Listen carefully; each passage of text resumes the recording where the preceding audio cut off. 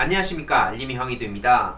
이번에 준비한 주제는 바로 최강욱 열린민주당 대표의 윤석열을 뼈 때렸다는 소식인데요. 다들 아시겠지만 최강욱 열린민주당 대표는 대표적인 윤석열 저격수 중에 한 명입니다.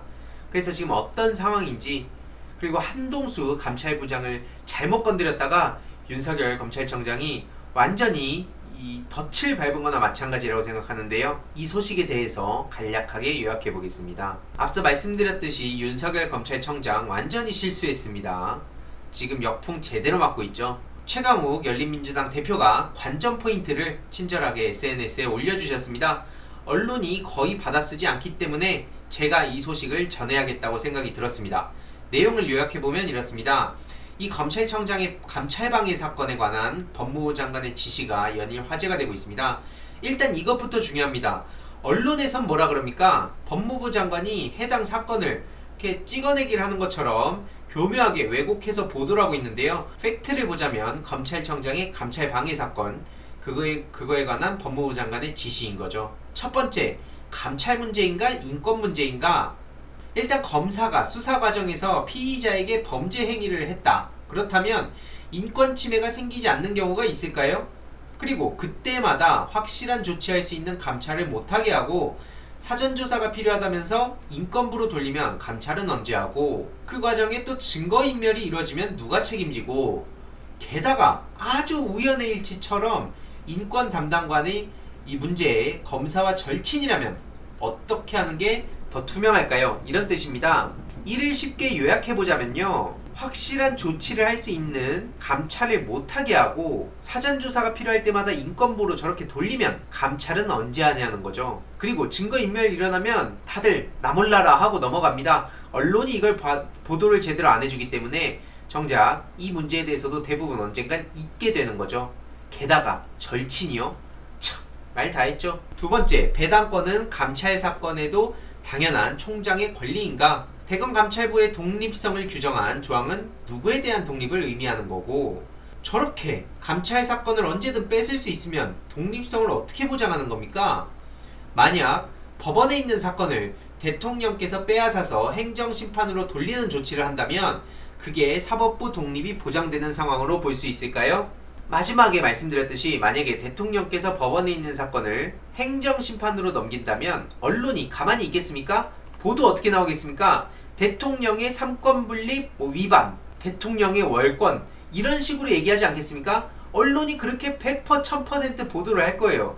그러면 사람들이 대통령 하다하다 너무하네 이렇게 생각할 텐데, 지금 윤석열 검찰의 저런 만행을 두고 오히려 언론사가 이를 옹호하고 교묘하게 이걸 왜곡시키기 때문에 오히려 추미애 법무부 장관이 잘못된 짓을 하고 있는 것처럼, 월권을 행사하는 것처럼, 한동수 대검부장이 항명하는 것처럼 저렇게 보도를 하고 있어요. 시대가 바뀌었다는 거를 전혀 인지하지 못하고 아직까지도 구시대적인 낡은 사고방식으로 저렇게 보도를 하고, 또 검찰은 좋다고 저러고 있습니다.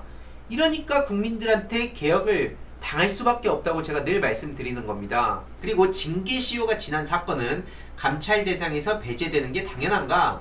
영상에서도 제가 저번에 다뤘지만 공소시효가 남아있는 사건이 있을 수 있기 때문에 대검감찰부는 법무부 감찰관과 다르게 수사권을 갖고 있고요. 인사조치도 얼마든 가능한데 저런 궤변을 늘어놓고 있는 겁니다.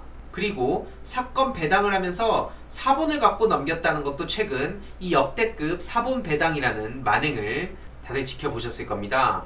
저런 터무니없는 짓이 벌어졌는데 오히려 윤석열 검찰이 아니라 오히려 그걸 당한 사람을 지금 공격하고 있는 꼴이죠. 결국 감찰부는 감찰을 시작하지 않은 것인가, 그리고 감찰 조사를 진행하지 않은 것인가? 이건 뭐냐면 최근 한동수 대검감찰부장은 여러 자료가 모이고 있다고 밝힌 바가 있습니다. 근데 모든 수사와 조사는 기초 자료를 모은 후에 본격적으로 착수가 되는 것인데, 이 감찰 조사가 진행되지 않은 점을 들어서 감찰 무마나 방해가 아니라는 말장난을 하고 있습니다. 어떤 검사한테 사건을 배당했는데 그 검사가 증거를 수집하는 과정에서 자꾸 핵심을 파고드니까 지시를 따르지 않는다며 무혐의 처리를 해줄 다른 검사한테 사건을 넘기고 나서 오히려 피의자나 참고인에 대한 실제 조사는 없었으니 수사방해는 아니다 라고 하면 이걸 누가 용납할까요? 게다가 일방적 메시지를 전하는 건 광고일 뿐 기사가 아니라는 이 검찰과 언론을 동시에 타격하는 이 최강욱 열린민주당 대표의 입장을 봤습니다. 이분이 바로 한동수 대검감찰부장님이시고요. 지금 열린민주당 최강욱 대표와 황희석 이 열린민주당 최고위원은 강하게 입장을 밝히고 있습니다. 거의 윤석열 저격수나 마찬가지인데요. 오죽하면 이 현직 부장검사도 중요 감찰 사건 감찰이 의무 회부해야 라면서 이 검찰의 저 만행에 대해서 비판을 하기도 했습니다. 아니 그러니까 오죽하면 현직 검사까지도 이제 비판하는 목소리가 나오고 있고 윤석열 검찰 패거리들의 이 실체가 만천하에 드러나면서 민주당과 문재인 정부, 추미애 법무부 장관 거의 대다수의 국민들이 지금 이 윤석열 검찰의 만행에 대해서 강하게 비판을 하고 있습니다.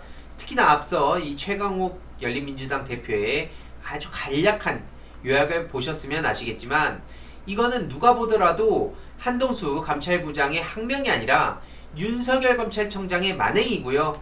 추미애 법무부 장관은 당연한 지시를 내렸을 뿐이라는 걸 다시 한번 말씀드리고 싶습니다. 오늘의 결론, 윤석열 검찰청장 무슨 수를 쓰더라도 이제는 절대로 일어설 수 없다.